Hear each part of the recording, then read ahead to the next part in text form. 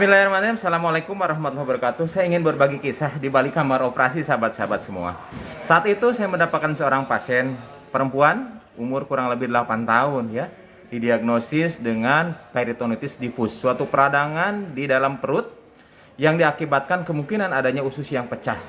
Saat itu telah terjadi sepsis, artinya kuman telah menyebar ke seluruh darah dan menyebar ke seluruh otak, menyebar ke seluruh bagian organ-organ penting sampai terjadi penurunan kesadaran pada saat itu.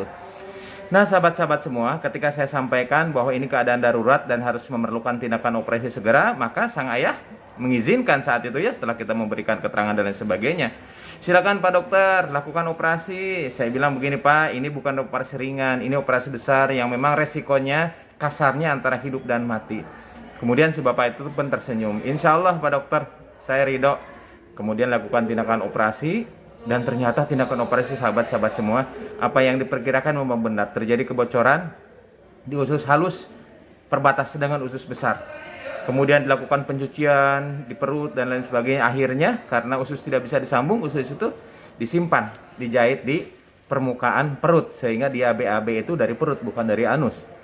Kemudian kondisi kritis pun kita lalui di kamar operasi ya, saturasi oksigen sempat turun, kemudian nadi sangat meningkat ya, dan diputuskan untuk dirawat di ICU sahabat-sahabat semua. Ternyata kemudian pasien dirawat di ICU, setelah dirawat di ICU dalam 2 hari ternyata ada perbaikan yang signifikan.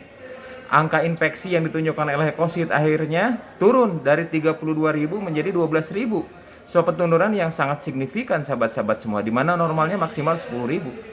Kemudian pasien sudah bisa berbicara. Tadinya tidak bisa berkomunikasi, tadinya kehilangan kesadaran, seperti orang apatis. Akhirnya pasien dipindah di ruang perawatan seperti biasa.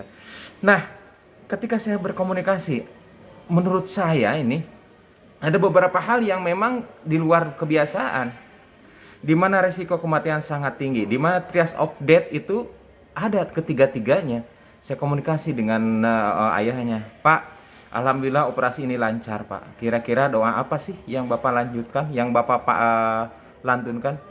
Pak Dokter, sebetulnya saya nggak punya doa apa-apa, tetapi suatu hal yang bisa saya lakukan adalah terus menerus berterima kasih kepada Allah. Ketika anak saya menangis, terima kasih ya Allah, saya masih menyaksikan anak saya menangis. Artinya anak saya masih hidup Pak Dokter. Ketika masuk kamar gawat darurat juga, saya berterima kasih ya Allah, terima kasih anak saya masih sempat dibawa ke instalasi gawat darurat. Ketika dokter mengatakan operasi, saya juga demikian Dok. Alhamdulillah ternyata anak saya masih bisa untuk ditolong. Dan alhamdulillah dokter mau menolong anak saya. Ketika keluar dari kamar rumah sakit, kamar operasi, saya bilang Pak ini harus ke ICU. Saya bilang apa? Kata orang tua itu, saya terus bersyukur ya Allah. Alhamdulillah ya Allah, anak saya ternyata masih hidup menjalani masa-masa kritis ketika operasi, dan alhamdulillah bisa masuk di ICU. Ketika di ICU gue sama-sama terus bersyukur ya Allah, terima kasih anak saya ternyata sekarang sudah bangun, sudah bisa berbicara, sudah bisa berkomunikasi. Ketika saya bilang Pak, ini BAB-nya sementara di perut dulu Pak, tidak bisa BAB lewat anus, yang dia bilang apa? Alhamdulillah ya Allah, anak saya masih bisa BAB, anak saya artinya masih hidup. Ketika diajak ngobrol, ketika di ruang perawatan juga sama demikian. Ya Allah, terima kasih anak saya masih bisa di ruang perawatan seperti biasa. Nah, saya kagum saat itu sahabat-sahabat semua. Betapa banyak kadang-kadang orang yang ketika masuk rumah sakit, dia mengeluh, ya Allah kenapa harus masuk rumah sakit? Ya Allah kenapa harus masuk ke IGD? Ya Allah ternyata harus dioperasi, kalau bisa mah jangan dioperasi. Ya Allah ternyata kok masuk ke ICU, dan lain sebagainya sahabat-sahabat semua. Peristiwa sama tetapi dengan penyikapan yang berbeda ternyata akan berdampak sangat signifikan. Betapa saya merasakan ketika operasi itu demikian mudahnya, demikian lancarnya. Betapa saya sendiri merasakan operasi yang tadinya mempunyai tingkat resiko sangat tinggi saat itu ya, asa 4E saat itu, ternyata Allah mudahkan sahabat-sahabat semua.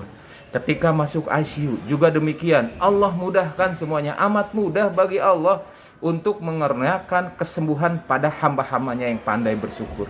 Nah sahabat-sahabat semua, dalam situasi apapun ternyata pasti ada syukur di dalamnya. Tergantung dari bagaimana kita mengolah, memframing hal-hal yang tadinya negatif menjadi mencari hikmah sebanyak-banyaknya dan mencari celah karunia Allah yang sangat besar di balik musibah sekalipun.